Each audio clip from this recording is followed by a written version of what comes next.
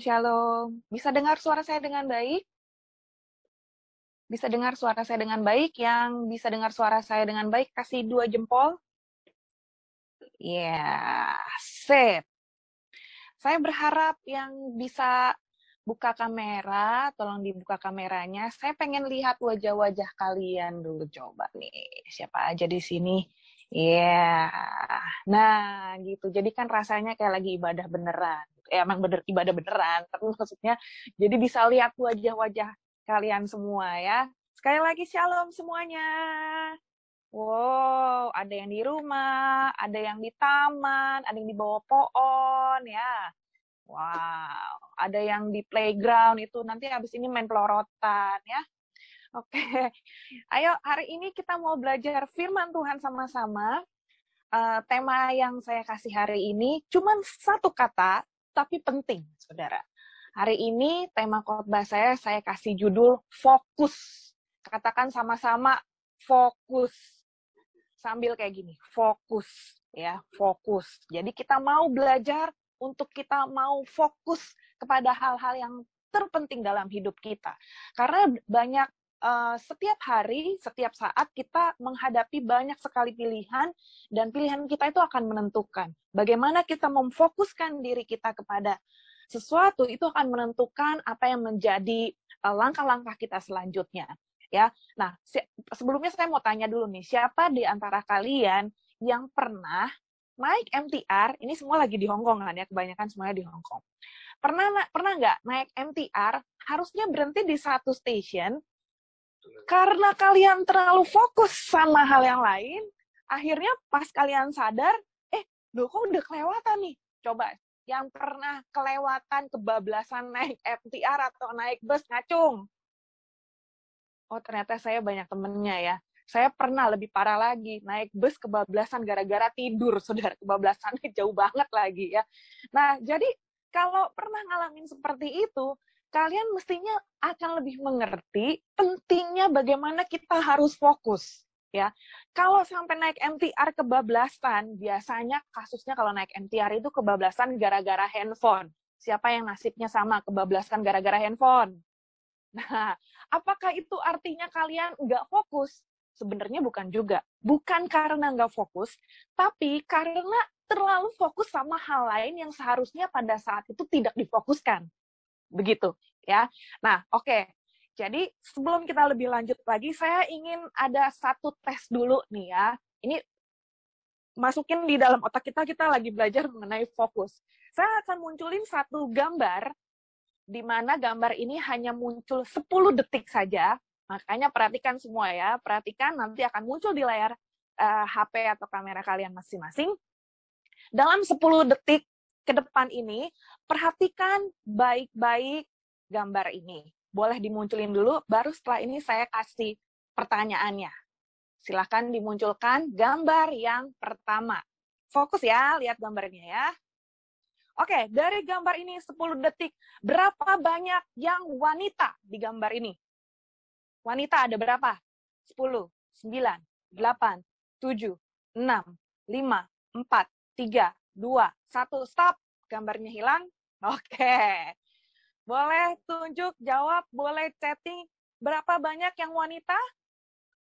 Ada yang bilang 4, ada yang bilang 6. Ada berapa lagi? Berapa wanita ya? Yang wanita. Ada yang 5. Ternyata jawabannya beda-beda ya. Padahal semua fokus lihat yang wanita kan ya. Oh, yang 6, ada yang begini juga. Ini Hong Kong banget nih kalau kasih kode 6-nya begini ya. Nah, yang jawabannya 6 benar. Tapi ada pertanyaan berikutnya lagi. Jadi yang wanita tadi ada 6. Tapi kalau saya kasih pertanyaan yang berikutnya, apakah ada yang bisa jawab? Ada pria brewokan nggak tadi? Ada nggak pria brewokan? Ada? Ada yang bisa jawab? Ada pria brewokan tadi? Ada yang bilang ada. Kalau saya ada pertanyaan berikutnya lagi, berapa banyak pria brewokannya? Ada yang bisa jawab? Ada yang bilang 1, ada yang bilang 3, ada yang bilang 2. Nah, jawabannya beraneka ragam ya. Jadi kalau kita melihat sesuatu, lalu kita fokus kepada yang udah disebutin. Oke, kita fokusnya ke satu titik ya, satu titik ini. Kita akan fokus kepada tentunya yang disebutkan. Kita mau fokusnya kemana? Yang lainnya kita kelihatan, tapi kelihatannya samar-samar. Kelihatan, tapi kurang jelas. Kayaknya sih tadi ada yang berewokan, tapi nggak tahu ada berapa ya. Begitu. Karena kenapa? Karena kita sedang fokus kepada satu hal yang dikatakan utama, yaitu cari yang wanita. Begitu ya. Gambar kedua ya. Sekarang lagi ya. Ready? Gambar yang kedua. Masih mirip-mirip pertanyaannya.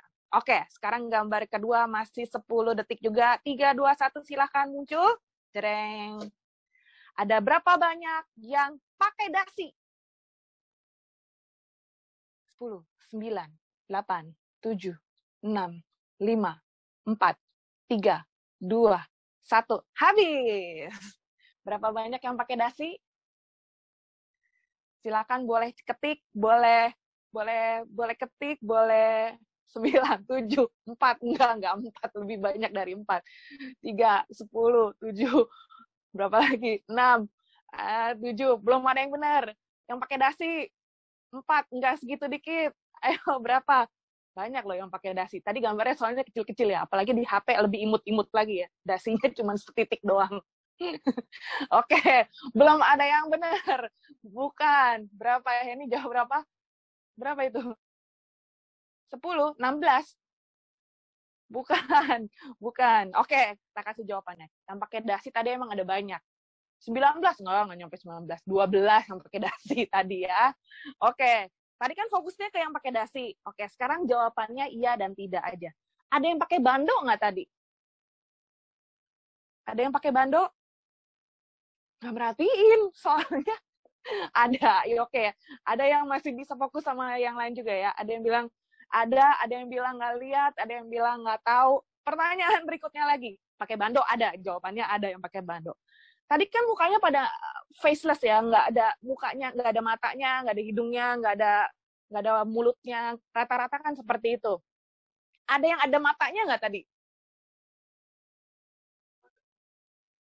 Ada nggak yang ada matanya tadi? Ada? You sure? Nanti kalau udah dimunculin di YouTube video ini, kalian lihat baik-baik ya. Ada yang ada gambar matanya atau nggak. Saya nggak kasih jawaban, biar kalian nanti lihat lagi YouTube-nya. Oke. Nah, jadi jelas ya, dari 2 percobaan ini, dari 2 testing ini, saudara, kita harusnya akan lebih mengerti dan sadar kalau kita fokus pada hal yang utama, kita akan lebih bisa mengabaikan atau kita bisa nggak terlalu peduli sama yang lainnya. Nah, masalahnya dalam kehidupan kita ini, seringkali kita jadinya suka salah-salah fokus gara-gara apa? Gara-gara kita fokus kepada yang harusnya saat itu tidak difokuskan, kita malah fokusnya kepada hal-hal yang nggak penting. Kita lebih fokus kepada hal-hal yang seharusnya bukan menjadi perhatian utama kita pada saat itu.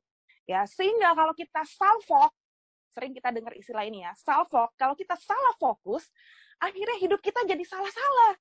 Akhirnya hidup kita jadi nyasar-nyasar. Seperti tadi naik MTR, harusnya turun di stasiun apa, turunnya di stasiun yang lain. Sehingga kita akan buang waktu dalam hidup ini.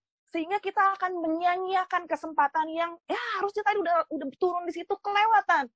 Dalam hidup kita akan bisa menjadi seperti itu. Nah, karena itu hari ini kita mau belajar bagaimana sih seharusnya kita fokus kepada hal-hal yang utama. Dan hari ini kita mau belajar dari Daud, saudara. Mari kita lihat firman Tuhan sama-sama bagaimana waktu Daud itu menghadapi Goliat. 1 Samuel pasal yang ke-17, mulai ayat yang ke-4 sampai dengan ayat yang ke-7, sebetulnya di satu perikop itu, saudara, kita melihat, udah sering sekali kita dengar ceritanya bagaimana Daud melawan Goliat. Kita sering ya tahu cerita ini ya. Mari kita mau fokuskan kepada bagaimana Daud itu waktu menghadapi Goliat, bagaimana dia memfokuskan diri kepada hal-hal yang penting, sehingga akhirnya dia bisa mengalami kemenangan. Ayat yang ke-4, kita baca bersama-sama. Lalu tampillah keluar seorang pendekar dari tentara orang Filistin, namanya Goliat dari Gat. Tingginya 6 hasta sejengkal, ketopong tembaga ada di kepalanya, dan ia memakai baju zirah yang bersisik. Beratnya baju zirah ini 5.000 shikal tembaga. Dia memakai penutup kaki dari tembaga dan di bahunya ia memanggul lembing tembaga. Gagang tombaknya seperti pesat tukang tenun dan mata tombaknya itu 600 shikal besi beratnya dan seorang pembawa perisai berjalan di depannya. Kalau kita lihat keadaan ini, saudara, yang dihadapi oleh Daud itu dahsyat luar biasa sih Goliat itu. Tingginya Goliat itu kalau kita pernah lihat foto ini, coba next slide. Ada yang pernah lihat foto ini bagaimana perbandingannya antara Goliat dengan Daud. Daud itu ya rata-rata lah gitu ya. Bahkan dibilang Daud itu sebetulnya nggak terlalu tinggi. Tapi memang si Goliat ini luar biasa. Goliat itu tingginya, saudara, yang tadi dibilang tingginya itu 6 hasta sejengkal itu adalah kalau di ukuran meternya 2,97 meter. Artinya hampir 3 meter. Tingginya Goliat itu tinggi banget, hampir 3 meter. Lalu kalau tadi dibilang dia pakai baju sirah tembaganya itu ternyata beratnya si bajunya doang nih, baju perangnya si Goliat itu, beratnya itu berat bajunya tok loh ya, bukan berat orang ya, berat bajunya tok aja, itu 56,7 kilo. Ada nggak yang berat badannya 56,7 kilo? Itu berarti berat badanmu itu cuman sebuat bajunya doang aja udah seberat badan kamu tuh, 56,7 kilo si badannya si Goliat itu, saudara. Ya, nah, ada gambar yang perbandingan selanjutnya lagi. Goliat itu 2,9 meter, sedangkan prajurit pada umumnya 1,7 meter. Sedangkan Daud itu di bawah rata-rata biasanya. Survei membuktikan bahwa Daud itu nggak nyampe sebenarnya segitu ya. Nah, lalu kalau dilihat nih, prajurit umumnya 1,7, ya orang biasanya rata-rata segituan lah ya. Sedangkan si Goliat tingginya sebesar itu, waktu melihat ke betapa Goliat itu gede banget, betapa Goliat itu gagah perkasa, dahsyat, gede banget lawannya. Prajurit-prajurit orang Israel pada ngeper semua, saudara. Kenapa? Karena yang dilihat fokusnya tentara-tentara Israel, fokusnya mereka pada waktu itu adalah, buset gede banget ini Goliat. Waduh, yang dilihat adalah betapa besarnya masalah yang sedang mereka hadapi. Yang dihadapi, yang dilihat adalah yang langsung bikin takut sendiri karena langsung ngelihat, wah masalahnya ini dahsyat nih, masalahnya nih besar nih. Berapa banyak di antara kita yang seringkali kalau kita ngadepin sesuatu, kita udah langsung ngeper duluan gara-gara ngelihat besarnya masalah yang kita hadapi. Ngacungnya ke bawah aja. Karena kebanyakan di antara kita harusnya sudah mulai belajar. Ya, waktu kita menghadapi masalah demi masalah, berharap nggak ada lagi yang seperti orang-orang pada umumnya pada waktu itu ngelihat besarnya doang udah langsung ketakutan. Hari-hari ini kan kita lagi di masa pandemi ini, kita banyak kali kita lihat di berita, kita lihat banyak sekarang vaksin sudah mulai ya. Banyak orang-orang yang besar ternyata nyalinya tidak sebesar bodinya. Ya enggak? Takut sama jarum suntik, takut sama jarum vaksin, takut waktu lagi mau pokoknya kalau sama jarum suntik tuh biasanya takut. Ada satu video yang saya mau tunjukin sama kalian, coba lihat sebentar ya. Seperti ini. Gini, Bapak di tangan saya, Bapak lihat di sebelah sana, dan tangannya di kepala. Iya. Jadi gini aja. Nah. Ini jarumnya. Iya. Dia takut sama jarum, saudara. Apa itu? Itu masih swabnya loh. Dia rasa, makanya nengoknya ke sana. Ih, Bandel.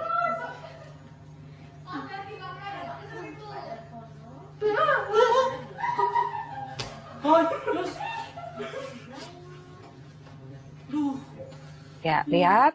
Itu kayak mau diapa, kayak mau dipotong. Orang kalau udah ketakutan akan sesuatu, akhirnya jadi kayak gini. Jarumnya. Nengok sana. Nah.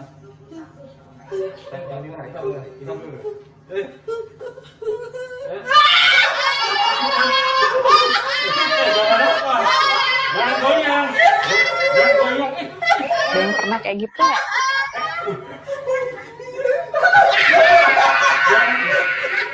Ya, bahkan belum kena jarum suntiknya baru dipegang sama satpamnya, udah teriak-teriak duluan. Ya, nah saudara, kenapa bisa kayak gitu? Karena fokusnya adalah cuman kepada hal yang ditakutin. Fokusnya adalah kepada jarum suntik. Dia takut sama si jarum, sehingga dia di pikirannya udah fokusnya cuman ke jarum itu doang. Aduh sakit deh, aduh sakit deh, aduh sakit deh.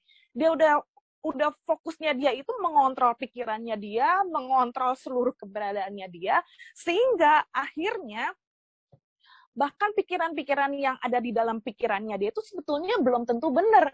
Yang dia pikir, aduh ini udah nempel nih jarumnya. Belum.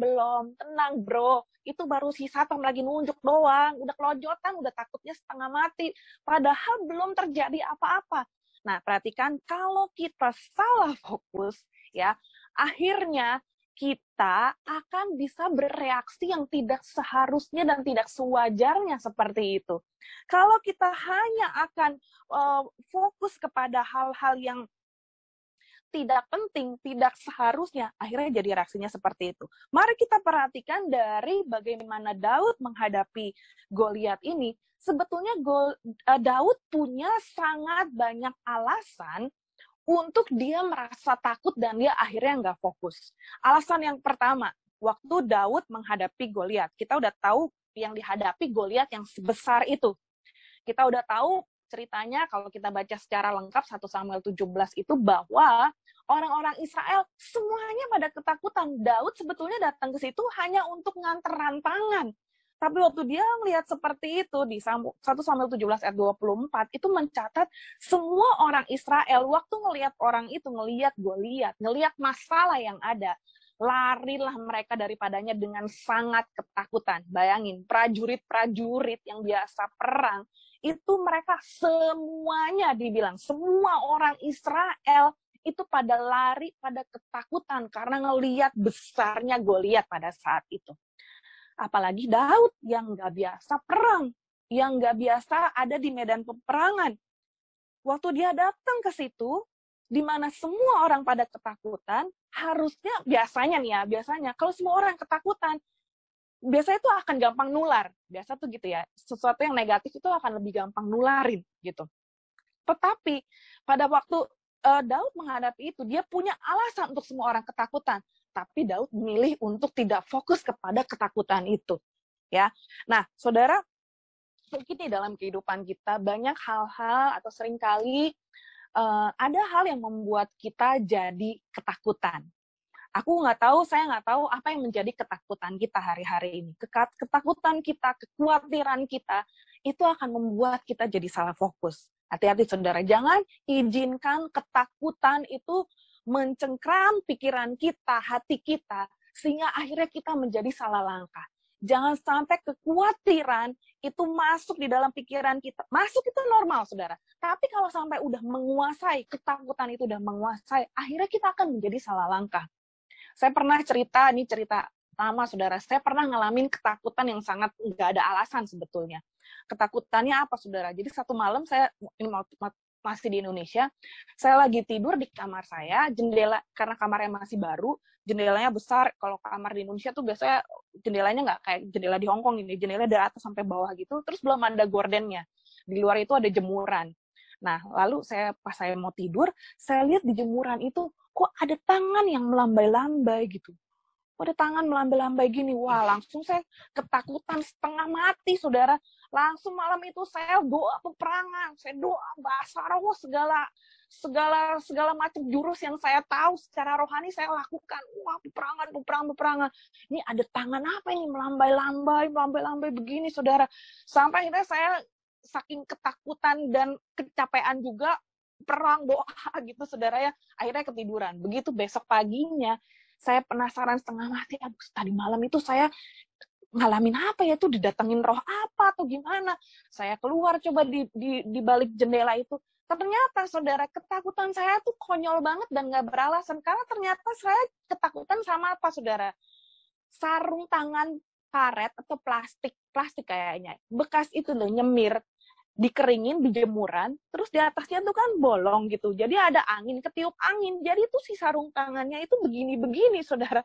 Dari dalam kan nggak kelihatan, taunya cuman gini-gini doang gitu ya. Jadi saya pikir, saya itu konyol banget. Takut sama sarung tangan plastik yang melambai-lambai. Saya pikir ini ada roh apa, udah doa segala macam, saudara, pakai bahasa roh pula gitu ya. Karena kenapa? Ketakutannya lebih menguasai. Waktu ketakutan kita lebih mendominasi hidup kita, akhirnya kita jadi ngaco-ngaco, saudara. Kalau saudara takut untuk dari Indonesia berangkat ke Hong Kong dulu, kalian takut naik pesawat misalnya, lalu ketakutan kalian itu mendominasi, nyampe nggak ke Hong Kong? Pikirannya macam-macam. Aduh, ini nanti naik pesawat, terbang di atas berat begitu, bisa gitu kan?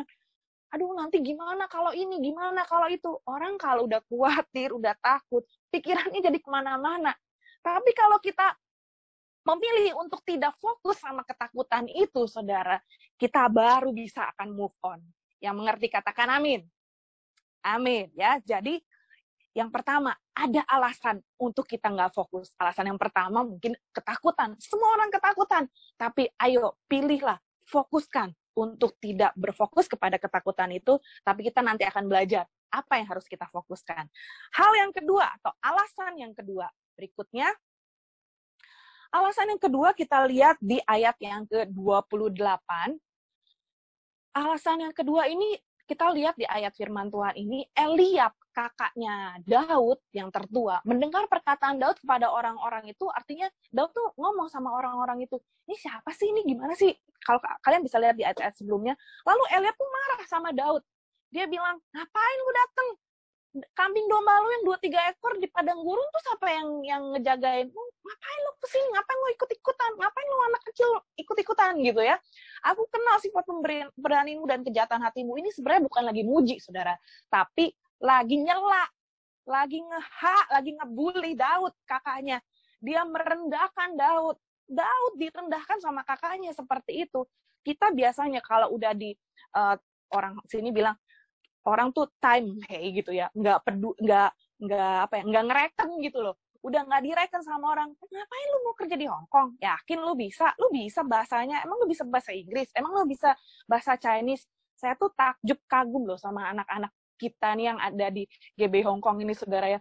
Bahasa Inggris little, bahasa Kantonis nada Jawa pun hajar bleh, nyampe bisa kerja, bisa menghasilkan Hong Kong dolar, ya kan? Tapi kalau kita waktu udah direndahkan, akhirnya kita nggak jadi move on, ya akhirnya kita jadi fokus kepada hal yang salah. Lihat, Daud pada waktu itu, dia udah orang-orang sekelilingnya pada ketakutan, dia direndahin lagi sama kokonya, kayak gitu. Lu ngapain lu kesini gitu ya? Udah direndahin seperti itu.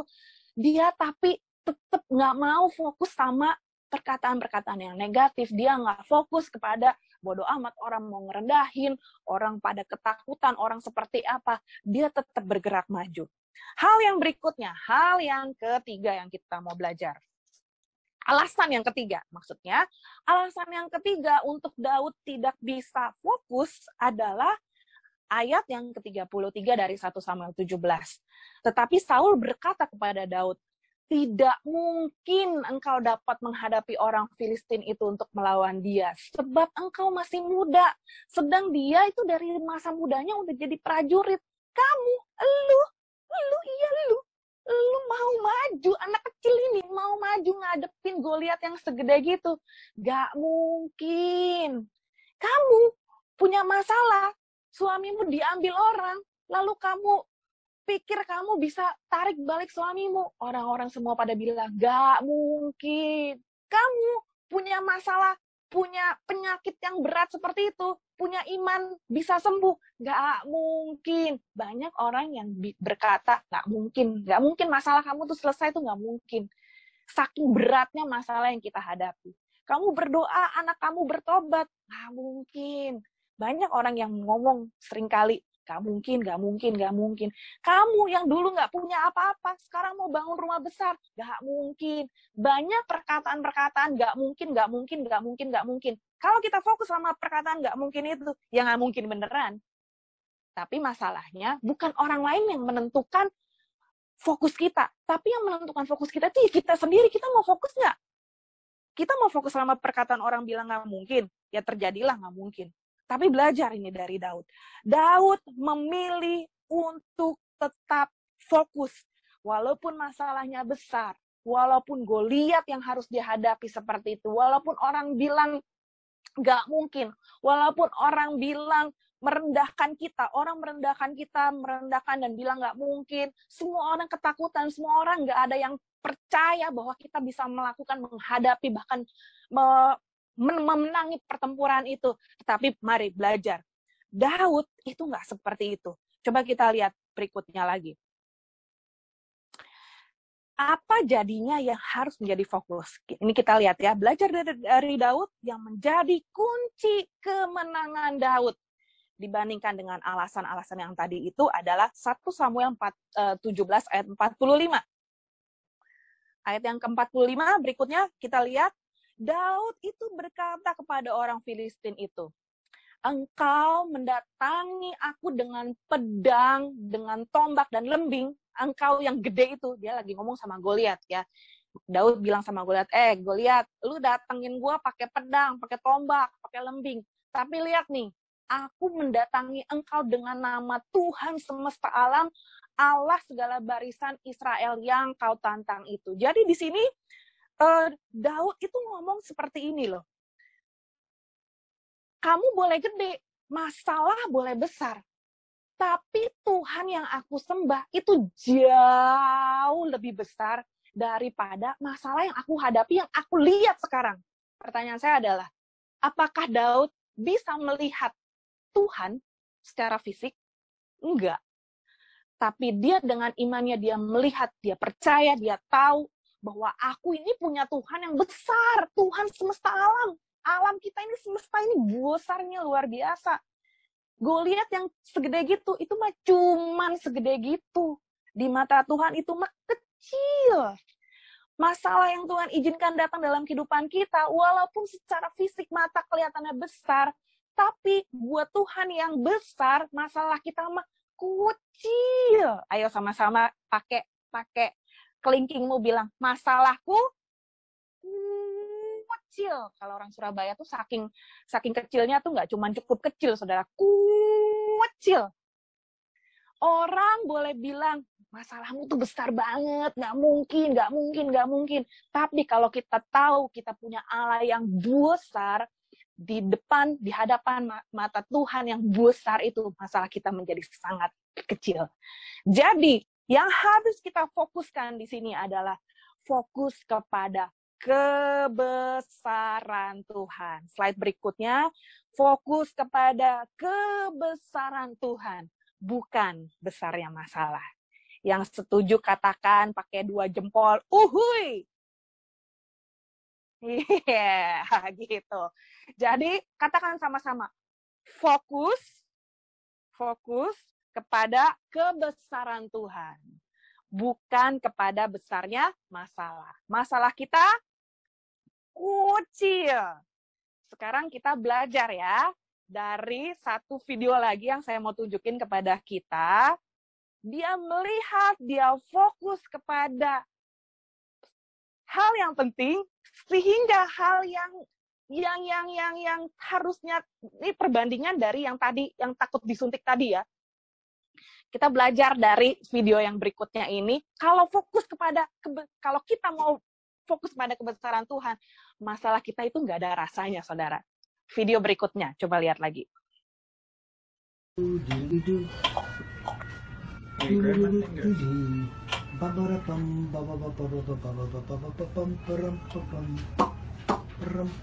Ya, bayi ini mau divaksin, saudara ya. Dokternya pinter. Dia bikin macam-macam sehingga si bayinya jadi fokus sama dokternya. Kita fokus sama suntikannya.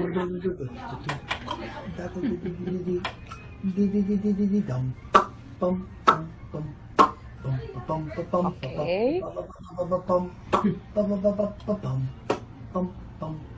Jangan kedip. Coba kita lihat bagaimana caranya. Lihat ya, dia fokus terus nih, si bayi ini fokus terus sama dokternya. Padahal jarum suntiknya dikit lagi, cus.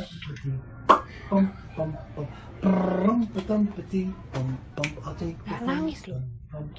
Sama sekali gak nangis. Suntikannya berhasil, selesai. Kenapa? Karena dia nggak merhatiin dia mau disuntik. Dia nggak peduli. Digigit semut sedikit sebentar, yang penting dia lagi fokusnya sama dokternya. Beda banget kan sama yang tadi, si bapak-bapak itu. Fokusnya sama jarum suntik, sehingga akhirnya kalau fokusnya sama jarum suntik, belum disuntik beneran aja, udah kelojotan, udah teriak-teriak. Dari sini kita mau ingat ya, kalau kita fokus kepada besarnya Tuhan yang tadi, kita fokus kepada kebesaran Tuhan, masalah kita itu nggak ada rasanya. Amin, amin. Yang mengerti katakan, uhuy. Aku punya Tuhan yang besar, yang telah berjanji dan sanggup menggenapi imanku bersepakat percaya kuasanya. Ku terima sekarang kemenangan darimu. Amin. Sekali lagi katakan, aku punya Tuhan yang besar.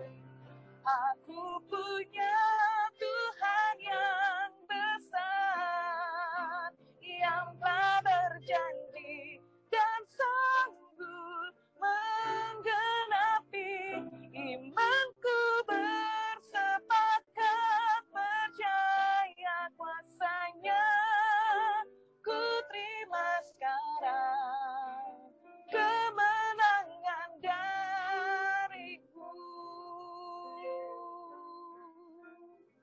Jadi fokus yang pertama adalah kita harus fokus kepada kebesaran Tuhan, bukan kepada besarnya masalah.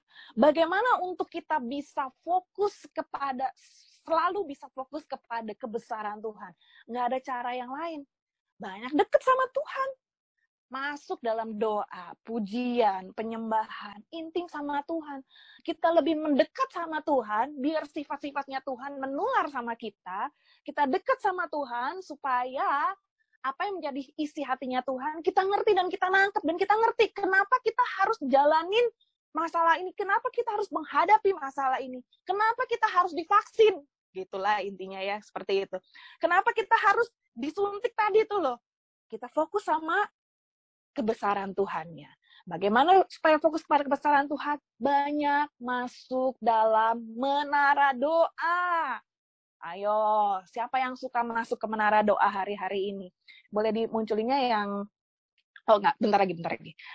Belum. Oke, yang sebelumnya aja, Vi. Oke, bagaimana untuk bagaimana untuk kita fokus kepada kebesaran Tuhan, bukan kepada besarnya masalah? Caranya adalah kita dekat sama Tuhan. Bagaimana cara deket sama Tuhannya? Sekarang tuh kita gampang banget untuk masuk menara doa, nggak usah nungguin seminggu sekali, hari Minggu kalian baru bisa ke gereja. Sekarang masih belum bisa bergereja. Tapi justru dengan cara seperti ini, Tuhan tuh dahsyat, Tuhan tuh luar biasa. Dengan adanya kemajuan teknologi hari-hari ini, malah bisa ada menara doa 24 jam. Dan kita tuh bersyukur banget, banyak hari-hari ini teman-teman atau kita semua, kalian semua dari GB Hongkong ini punya hati yang haus, hati yang rindu untuk masuk dalam menara doa. Ada sedikit berita yang saya ingin sampaikan, titipan dari Bapak Gembala kita. Kemarin, ini boleh dikeluarin dulu, nggak apa-apa slide-nya. Kemarin, Bapak Gembala kita itu pagi-pagi ditelepon sama yang ngurusin di koordinatornya UPT. Berapa banyak yang, ada nggak yang belum tahu UPT? UPT, United Prayer Tower. Semuanya rata-rata udah tahu ya, bahwa kita ada UPT ini, markasnya itu dari Amerika yang ngadain, dan stop share aja nggak apa. Nah, dari Amerika membuat 24 jam menara doa, dan kita bisa masuk di menara doa kapan saja. Ya, kapan saja kita bisa masuk di menara doa melalui Zoom ini. Dan kemarin, Bapak yang mengkoordinir UPT ini menghubungi Bapak Gembala kita. Dan beliau mengucapkan terima kasih buat teman-teman yang dari GBI Hong Kong. Dikatakan kenapa terima kasih? Terima kasih buat antusiasnya, buat hatinya yang luar biasa. Hampir setiap jam itu 24 jam selalu, saya juga sering masuk nyemplung, saudara ya. Sambil kerja juga bisa sambil masuk menara doa. Selalu ada yang dalam kurung GBI Hong Kong, GBI Hong Kong. Itu selalu ada anak-anak dari kita. Dan mereka mengapresiasi itu dan katakan terima kasih buat keterlibatan kita. Dan Bapak Gembala bilang bukan terima kasih sama kita, tapi terima kasih sama Tuhan yang sudah memberikan gairah, api, cinta, kasih mula-mula yang membuat kita ini berkobar-kobar untuk terus haus dan lapar sambil kerja, sambil masak, sambil belanja di pasar. Hatinya connect terus. Masuk terus di dalam menara doa. Bahasa roh sekarang kalau lagi di luar, bahasa roh pakai masker juga bisa. Bahasa roh kan nggak kelihatan mulutnya komat kamit. Bayar, ya kan? Makanya saudara, ayo hari-hari ini lebih lagi masuk di dalam menara-menara doa. Yang belum pernah masuk di UPT, yang masih belum masuk dalam menara doa, ayo masuk ke menara doa, minta linknya sama teman-teman, berdoa bersama-sama di UPT, ya. Nah itu tadi yang disampaikan oleh mereka dan mereka senang sekali terus didukung, apalagi yang jam-jam tengah malam itu loh, saudara, jam-jam fajar ya, masuk gabung sama penyembahan fajar, mereka juga sangat mengapresiasi karena kenapa? Pagi-pagi itu jarang, apalagi di Hong Kong, orang Hong Kong biasanya bangun siang-siang, kita jam 5 udah nongkrong di menara doa. Udah pada doa semua, semangat di situ, saudara ya. Nah, ini salah satunya untuk kita ini untuk bisa fokus kepada kebesaran Tuhan, gak ada cara lain, cuman ini, saudara, masuk lebih lagi dalam menara doa. Ada satu lagi yang ingin saya sampaikan, saudara, salah satu saudara sepupu saya itu gembala di GBI juga di Dumai, saudara ya. Nah, lalu saudara, berapa hari yang lalu, 2 hari yang lalu lah gitu ya, dia ini mau masuk ke UPT. Sebelum dia masuk ke UPT, dia ternyata pas lagi udah janjian sama saya mau masuk nih barengan di UPT. Terus habis itu ternyata dia sebelum masuk itu dia sempat ketiduran, saudara. Sempat ketiduran dan dia mimpi. Dan dia ceritain mimpinya itu ke saya, dia bilang gini, Ci, aku tuh mau masuk menara doa, tapi terus sempat ketiduran dan waktu lagi mimpi itu dia mimpi menara doa kita di SICC Tower itu kebakaran dahsyat, kebakaran luar biasa, sampai banyak pemadam kebakaran datang mau pademin apinya, tapi nggak padam-padam. Nah lalu waktu dia cerita seperti itu di dalam mimpinya itu dia waktu dia mimpi seperti itu dia tanya sama Tuhan ini artinya apa nih gitu. Terus Tuhan ingatkan dia satu ayat, saudara. Kidung Agung pasal yang ke-8. Boleh tolong dibuka Kidung Agung pasal yang ke-8. Kidung Agung pasal yang ke-8 dikatakan seperti ini, saudara. Taruhlah aku seperti materai pada hatimu, seperti materai pada lenganmu, karena cinta kuat seperti maut. Kegairahan gigih seperti dunia orang mati, dan nyalanya adalah nyala api, seperti nyala api Tuhan. Air yang banyak tak dapat memadamkan cinta. Sungai-sungai tak dapat menghanyutkannya. Sekalipun orang memberi segala harta benda rumahnya untuk cinta, namun ia pasti akan dihina. Waktu dia mimpi SICC menara doa di SICC ini kebakaran, Tuhan ingatkan bahwa api ini walaupun disiram pakai pemadam kebakaran nggak mati-mati, karena api ini ternyata api cinta, api Tuhan. Nyala api Tuhan, sehingga air yang banyak itu nggak bisa memadamkan cinta. Api cinta ini sedang dinyalakan di menara doa. Karena itu saudara, ayo yang merasa apinya mulai redup, justru jangan jauh-jauh dari Tuhan. Makin banyak masuk ke menara doa, di situ gairah cinta kita tuh dibakar, dinyalain lebih lagi. Mau dipademin sama apapun juga, kalau cinta kita sama Tuhan itu menyala, nggak peduli mau banyak masalah, mau banyak tantangan, mau banyak halangan, rintangan apapun juga, mata kita selalu tertuju fokus kepada kebesaran Tuhan. Yang mengerti katakan amin. Ya, karena itu ayo fokus sama kebesaran Tuhan. Hal yang kedua berikutnya.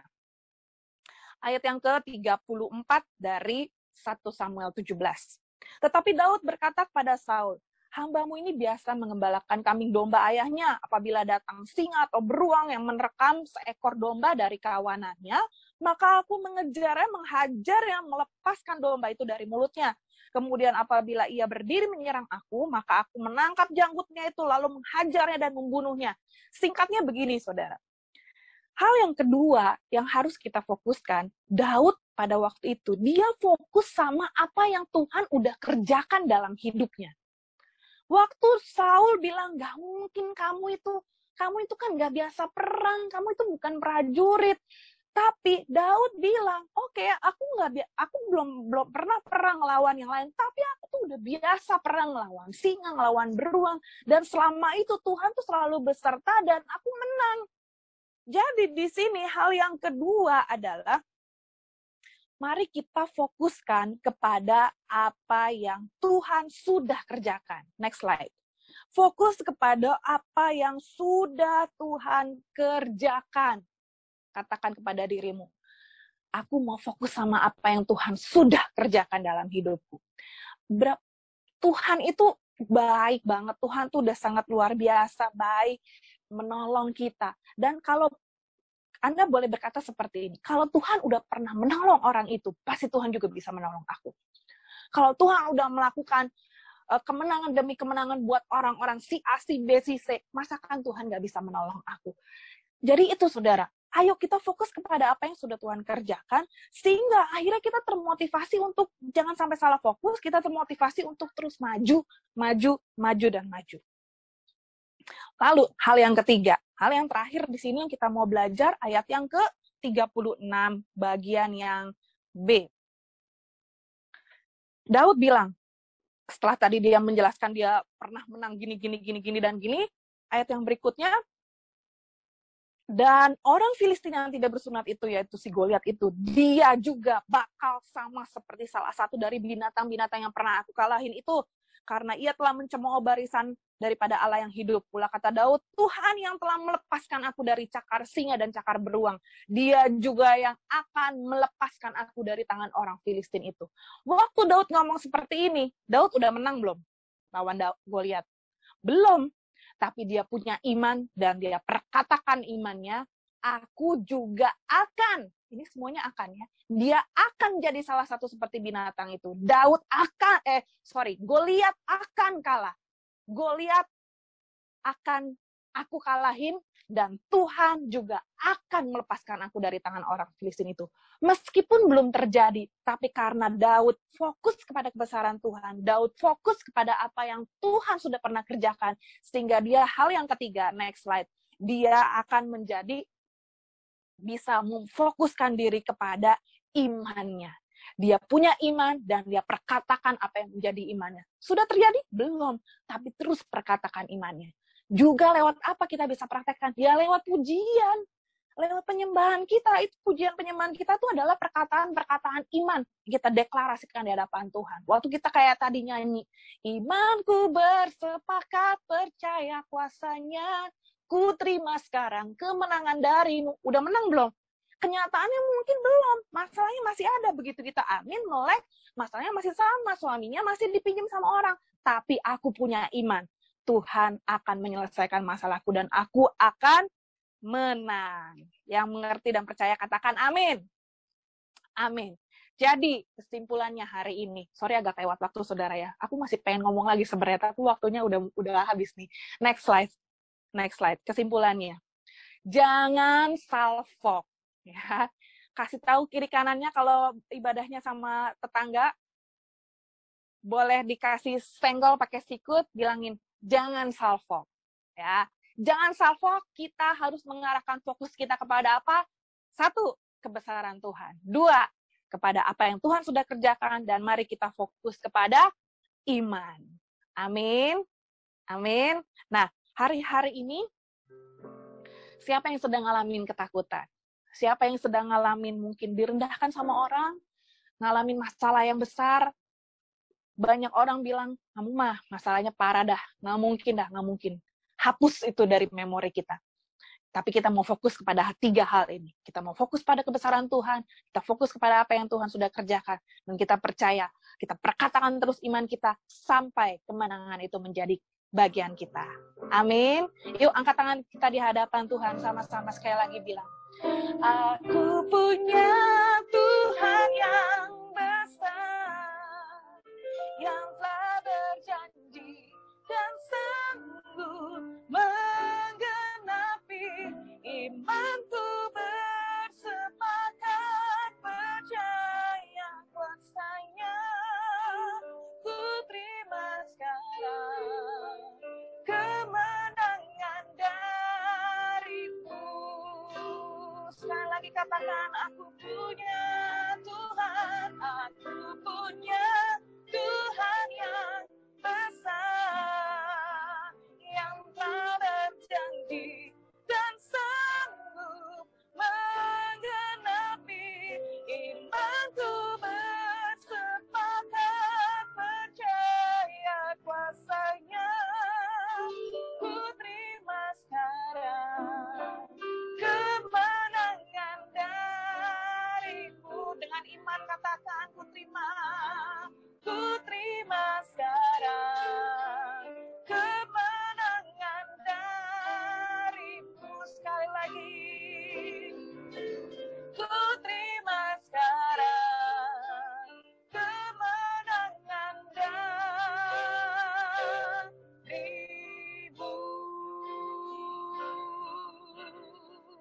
Haleluya. Mari kita berdoa di dalam roh. Ora basyara bataka ya rala bayara la bayara la bayara la bayara la bayara la bayara la kira bataka ya rala bayara la bayara la bayara shana la bayara la bayara la bayara shani kira bataka ya rala bayara la bayara la bayara la bayara basyara bayara la. Haleluya, haleluya, haleluya. Ora bataka ya rala basyara bataka. Hamba-Mu berdoa Tuhan buat setiap anak-anak-Mu yang mungkin hari-hari ini sedang mengalami pergumulan yang berat. Setiap kami hari-hari ini mungkin sedang mengalami tantangan, kesukaran. Tapi kami percaya kami punya Allah yang besar. Kami percaya Tuhan, bersama-Mu Tuhan kami akan menghadapi kemenangan demi kemenangan. Biarlah mulai dari hari ini Tuhan kami mau fokus hanya kepada Tuhan. Kami fokus hanya pada kebesaran-Mu. Kami fokus kepada hal-hal yang utama dalam hidup kami. Dan biarlah Kau yang memateraikan setiap apa yang sudah kami dengar siang hari ini Tuhan. Dan biar kami boleh mempraktekkannya dan kami percaya kami akan mengalami kemenangan bersama dengan Engkau. Di dalam nama Tuhan Yesus, haleluya.